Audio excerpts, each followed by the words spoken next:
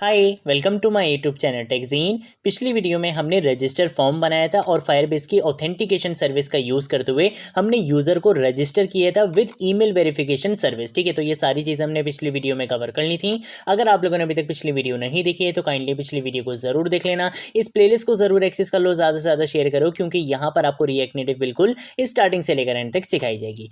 इस वीडियो में हम डिस्कस करेंगे लॉगिन फॉर्म के बारे में। ठीक है, हम देखेंगे कि किस तरीके से हम फायरबेस की ऑथेंटिकेशन सर्विस का यूज़ करते हुए सिर्फ ऑथेंटिक यूजर को ही लॉगिन करवाएंगे और सिर्फ वही यूजर लॉगिन होगा जिसकी ईमेल वेरीफाइड होगी। ठीक है, तो ये सारी चीजें आज हम इस वीडियो में कवर करने वाले हैं। मैं आपको एक ओवरव्यू दिखा देता हूँ कि किस तरीके से हमारा यूजर रजिस्टर हो रहा था फायरबेस ऑथेंटिकेशन सर्विस का यूज करते हुए। हम यहाँ पर आएंगे, यहाँ पे आके लेट सपोज मैं क्या करूंगा, मैं अपनी जीमेल लिख दूंगा techzine10@gmail.com। ठीक है, ये मैंने यहाँ पे लिख लिया। पासवर्ड मैंने लिखना है 123456 और यहाँ पे आके कंफर्म पासवर्ड 123456। ठीक है, सारी चीजें बिल्कुल सही करिए। रजिस्टर के बटन पे जैसे ही प्रेस करूंगा मेरा यूजर क्या हो जाएगा, यहाँ पे रजिस्टर हो जाएगा। ठीक है, आपके पास यहाँ पे देखो verification email has been send to your email address. ठीक है, ओके कर दूंगा। यहाँ से आपकी जो इनपुट फील्ड्स थी वो एम्प्टी हो चुकी हैं और अगर मैं यहाँ पर आता हूँ, यहाँ पर आने के बाद आप देख सकते हो कि मेरे पास वेरिफिकेशन ईमेल आ चुकी है। लेकिन अभी मैं इसको वेरीफाई नहीं करूंगा। मैं आपको इस वीडियो में दिखाऊंगा कि अगर किसी यूजर की ईमेल वेरीफाइड नहीं होगी वो स्टिल लॉगिन नहीं हो पाएगा, चाहे उसका ईमेल और पासवर्ड सही क्यों ना हो, वो स्टिल लॉगिन नहीं हो पाएगा अगर उसकी ईमेल वेरीफाइड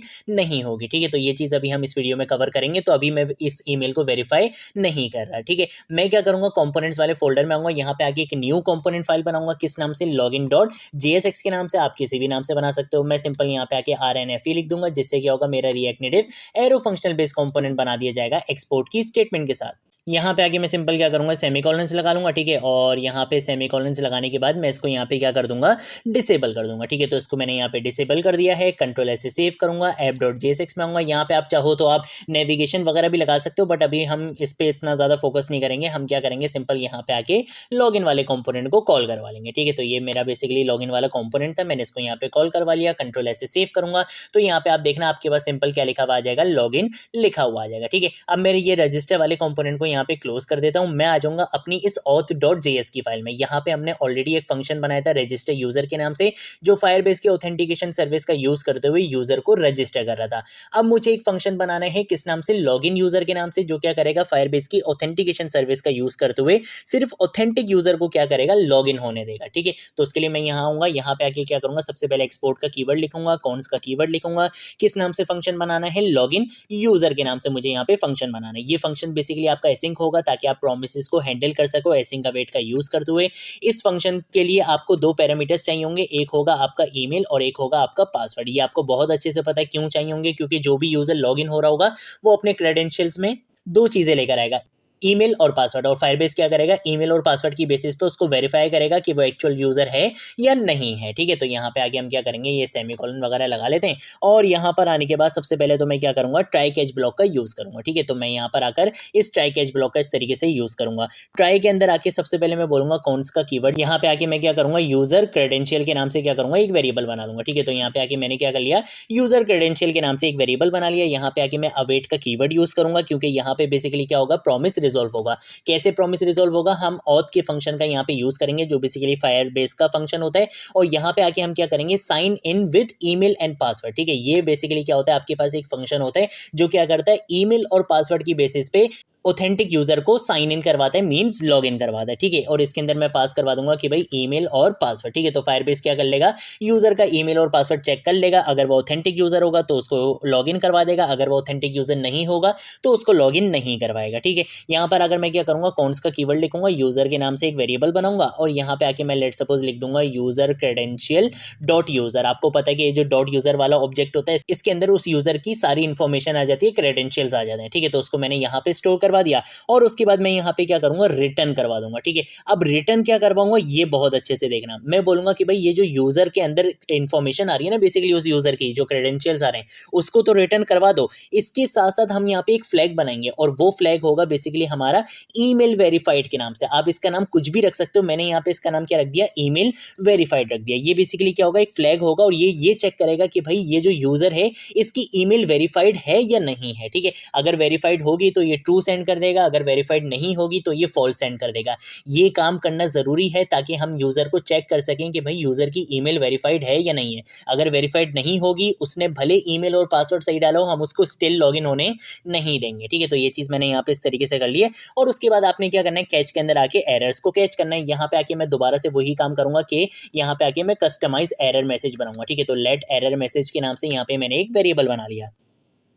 उसके बाद क्या करूंगा, स्विच केस स्टेटमेंट का मैं यहाँ पे यूज़ करूंगा और की के अंदर मैं यहाँ पे क्या दे दूंगा, एरर का कोड दे दूंगा बेसिकली, ठीक है। तो यहाँ पे आके मैं लिख दूंगा एरर डॉट कोड। अब केसेस क्या हो सकते हैं बेसिकली मेरे पास, मैं यहाँ पे आके लिख दूंगा ऑथ स्लैश। पहला केस क्या हो सकता है कि भाई आपने क्या दिया है, पासवर्ड ही गलत दिया है, तो मैं यहाँ पे आके लिख दूंगा, मैं लिख दूंगा रॉन्ग डैश पासवर्ड, ठीक है। इस तरीके से मैंने पहला केस यहाँ पे डिफाइन कर दिया। अगर ये होगा तो आपने एरर मैसेज को क्या कस्टमाइज कर देना है वो मैं यहाँ पे आके बता दूंगा। मैं यहाँ पे आके बोलूंगा कि आप लेट सपोज यहाँ पे आके लिख सकते हो इनकरेक्ट पासवर्ड। उसके बाद आपने इसको ब्रेक करवाना था, ब्रेक करवा दिया। यहाँ पे आके दोबारा से क्या करूंगा, इस केस को कॉपी लाइन डाउन करूंगा। दूसरा केस क्या हो सकता है कि भाई जिस ईमेल से आप लॉगिन होने की कोशिश कर रहे हो वो ईमेल तो रजिस्टर ही नहीं है, तो यहाँ पे आपके पास उसका एरर कोड क्या होता है, यूजर नॉट डैश, और यहाँ पे आके मैं लिख दूंगा फाउंड, ठीक है। ये बेसिकली क्या होता है, इसका एरर कोड होता है। और यहाँ पे आके मैं लिख दूंगा no user found with this email, या इस तरीके से करके आप जो भी मैसेज लिखना चाहो आप लिख सकते हो। मैंने यहाँ पे आके लिख दिया नो यूजर फाउंड, ठीक है। इस तरीके से मैंने यहाँ पे एक कस्टमाइज मैसेज बना लिया। उसके बाद आखिरी मैसेज में क्या करूंगा, डिफॉल्ट में लिखूंगा। तो डिफॉल्ट के लिए आपको बेसिकली यहाँ पे क्या चाहिए,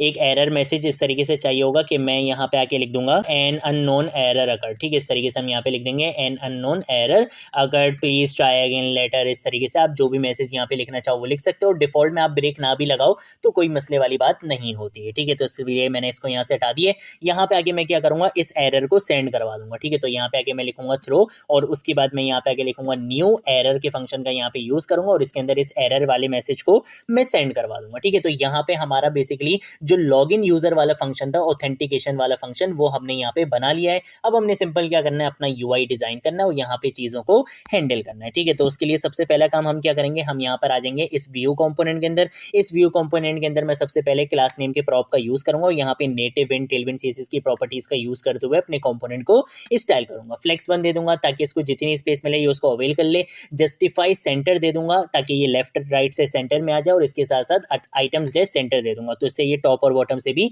सेंटर में आ जाएगा। उसके बाद मैं यहाँ पे क्या करूंगा, बीजी ग्रे, और यहाँ पे बेसिकली जो कलर दूंगा इसका वो मैं दे दूंगा 100, ठीक है। तो ये बेसिकली मैंने यहाँ पे इसका टेक्स्ट का व्यू का कलर दे दिया, ठीक है। इसके अंदर आके मैं यहाँ पे क्या करूंगा, एक और व्यू कंपोनेंट का यूज करूंगा, ठीक है। तो यहाँ पे आके मैंने क्या कर लिया, एक और व्यू कंपोनेंट लगा लिया है, और इस व्यू कंपोनेंट के अंदर बेसिकली मेरा ये टेक्स्ट कंपोनेंट होगा, ठीक है। तो इस तरीके से हम इसकी इंडेंटेशन थोड़ी सी यहाँ पे सही कर लेते हैं, और यहाँ पे आके मैं क्या करूंगा, इस व्यू कंपोनेंट के अंदर मुझे इसको भी स्टाइल करना है, ठीक है। अब इसको क्या क्या स्टाइलिंग करनी है, मैं यहाँ पे आके बीजी डैश वाइट दे दूंगा सबसे पहले, तो बैकग्राउंड कलर वाइट, और पैडिंग मैं इसको चारों तरफ से 8 दे दूंगा। राउंडेड डैश एलजी दे दूंगा, तो उससे क्या होगा, इसके कॉर्नर्स बेसिकली राउंडेड हो जाएंगे। इसके साथ साथ शेडो डैश एलजी दे दूंगा, तो इसको शेडो भी मिल जाएगा बॉर्डर से, और इसके साथ साथ मैं यहाँ पे डब्ल्यू डैश 96 दे दूंगा, तो इसको यहाँ पे विद भी मिल जाएगी, ठीक है। उसके बाद हम क्या करेंगे, टेक्स्ट वाले कंपोनेंट में आएंगे। यहाँ पे आके दोबारा क्लास नेम के प्रॉप का यूज करूंगा। यहाँ पे आके सबसे पहले इसका फॉन्ट साइज इंक्रीज करूंगा, तो टेक्स्ट डैश 3 एक्सेल कर दूंगा, और इसके साथ साथ हम यहाँ पे फॉन्ट डैश बोल्ड कर देंगे, तो इससे क्या होगा, इसका फॉन्ट बेसिकली बोल्ड हो जाएगा, ठीक है। यहाँ पे आके हम क्या करेंगे, टेक्स्ट पिंक, और यहाँ पे आके मैं इसका जो बेसिकली कलर होगा वो मैं 600 दे दूंगा, ठीक है। MB-8 दे दूंगा, तो उससे क्या होगा, इसको मार्जिन बॉटम से मिल जाएगी इतनी, और इसके साथ साथ हम यहाँ पे क्या करेंगे, टेक्स्ट डैश सेंटर कर देंगे, तो ये जो टेक्स्ट है बेसिकली वो स्क्रीन के बिल्कुल सेंटर में आ जाएगा। अब मुझे क्या चाहिए, 2 इनपुट फील्ड्स भी चाहिए, तो मैं यहाँ पर आऊँगा, यहाँ पे आके क्या करूँगा, टेक्स्ट इनपुट कंपोनेंट का मैं यहाँ पे यूज़ करूँगा, ठीक है। इसको मैं यहाँ पे सेल्फ क्लोज कर दूंगा। इसके कुछ प्रॉप्स होते हैं, कौन कौन से प्रॉप्स होते हैं चलो डिस्कस कर लेते हैं। पहला प्रॉप तो मैं यहाँ पे लिख लूँगा प्लेस होल्डर का, प्लेस होल्डर में मैंने यहाँ पे लिख दिया ईमेल। उसके साथ साथ क्लास नेम के प्रॉप का यूज़ करूँगा ताकि इसको स्टाइल कर सकूँ। यहाँ पे आगे सबसे पहले क्या दे दूंगा, बॉर्डर दे दूंगा, और बॉर्डर का जो मैंने कलर देना है वो मैं दे दूंगा बॉर्डर डैश ग्रे डैश 300 दे देंगे यहाँ पे, ठीक है। इस तरीके से मैंने दे दिया। पैडिंग चारों तरफ से मैंने इसको 4 दे दी है।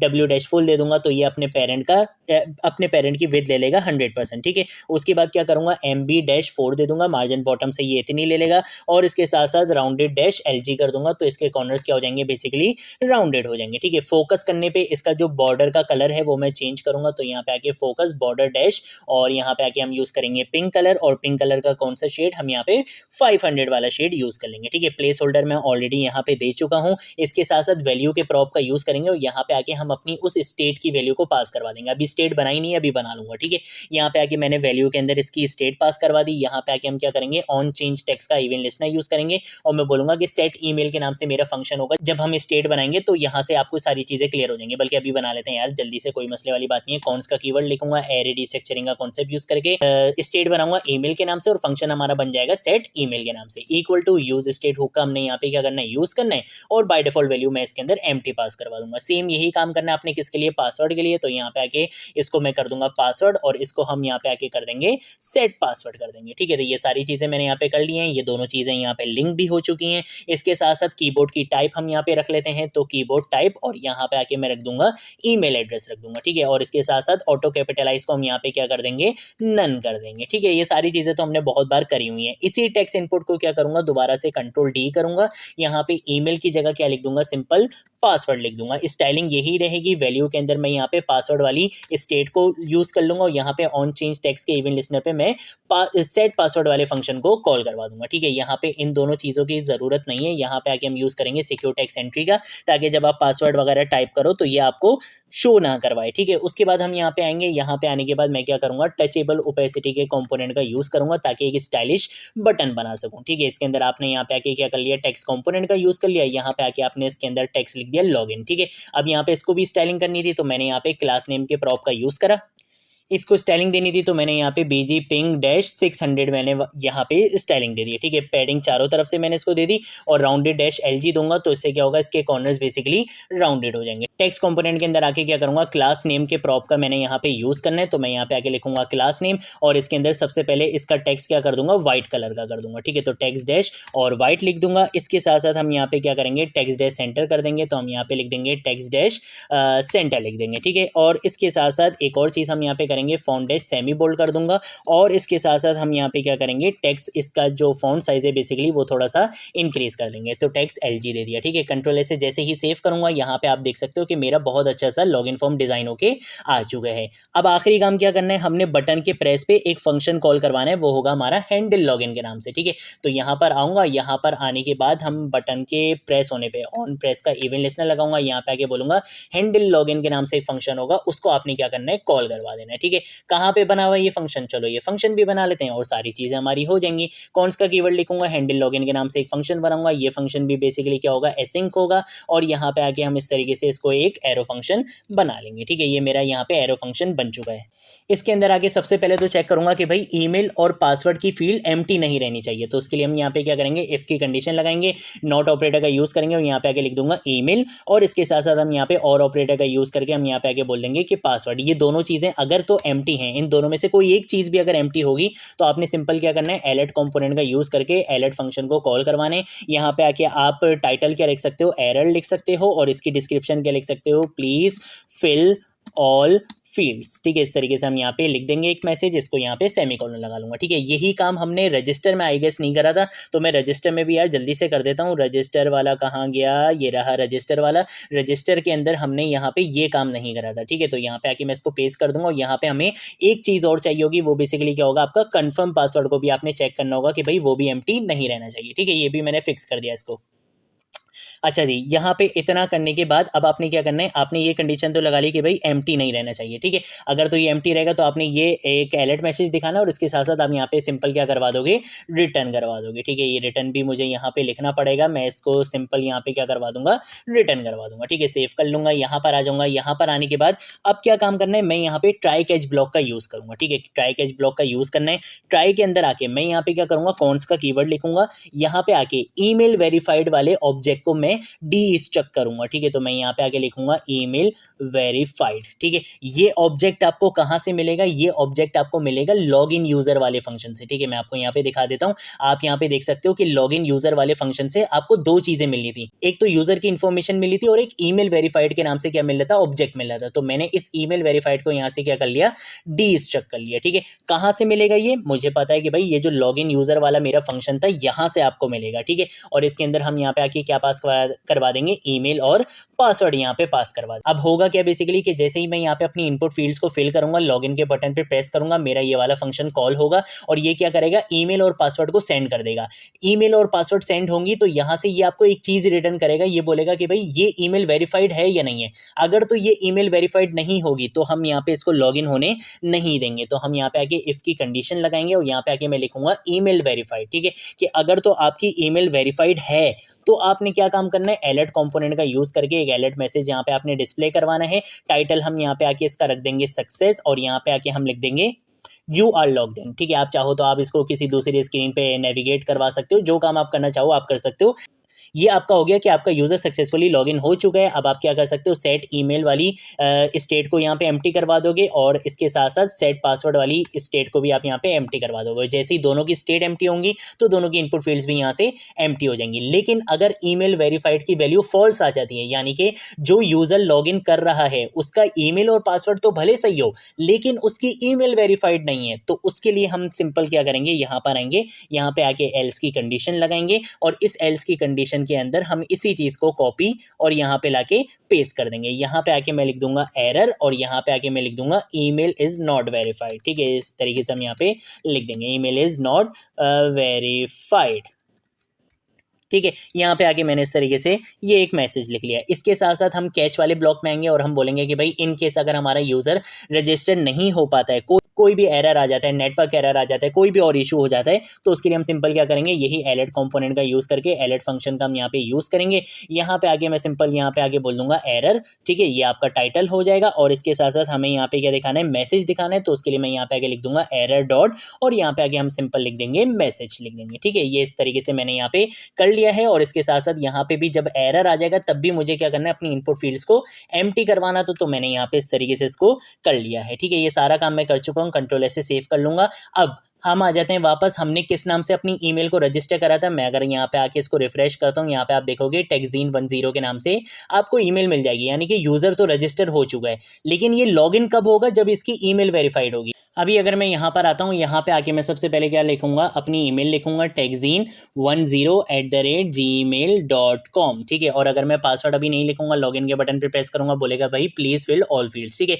तो सारी चीजें अच्छे से काम कर रही हैं। ठीक है, अब अगर मैं यहाँ पर आकर पासवर्ड लिख देता हूँ 1 2 3 4 5 6। ठीक है, मैंने यहाँ पे आके पासवर्ड लिख दिया और जैसे ही लॉगिन के बटन पे यहाँ पे प्रेस करूंगा तो ये बोल रहा है ईमेल इज नॉट वेरीफाइड, कि आपकी ईमेल अभी वेरीफाइड नहीं है। ठीक है, तो देखो इसने मुझे लॉगिन होने नहीं दिया। अब मैं क्या करूंगा, अपनी इस ईमेल को यहाँ पे वेरीफाई कर लूंगा। ठीक है, तो जैसे ही मेरी यहाँ पे देखो अब your email has been verified लिखा हुआ आ गया।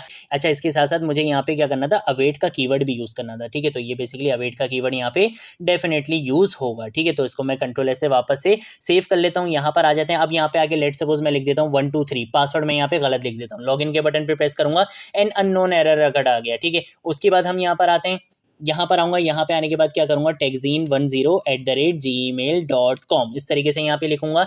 यहाँ पे आके क्या करूंगा 1 2 3 4 5 6 यहाँ पे आके इस तरीके से लिखूंगा, लॉगिन के बटन पे प्रेस करूंगा तो अब ये यहाँ पे देखो यू आर लॉगिन सक्सेसफुली लिखा हुआ आ चुका है। ठीक है, तो इस तरीके से आप क्या कर सकते हो, अपने यूजर को लॉग इन करवा सकते हो विद वेरिफिकेशन। ठीक है, तो हमने यहाँ पे फायरबेस ऑथेंटिकेशन के साथ यूजर को रजिस्टर करना भी सीख लिया है। फायरबेस ऑथेंटिकेशन के साथ हमने यूजर को लॉग इन करवाना, साइन इन करवाना भी सीख लिया है। आगे आने वाली वीडियोस में हम कुछ और ऑथेंटिकेशन से रिलेटेड भी चीजें डिस्कस करेंगे और डेटाबेसिस को भी डिस्कस करने वाले हैं। ठीक है, तो आज की वीडियो के लिए इतना ही। अब हम मिलेंगे नेक्स्ट वीडियो में नेक्स्ट टॉपिक के साथ, तब तक के लिए बाय बाय।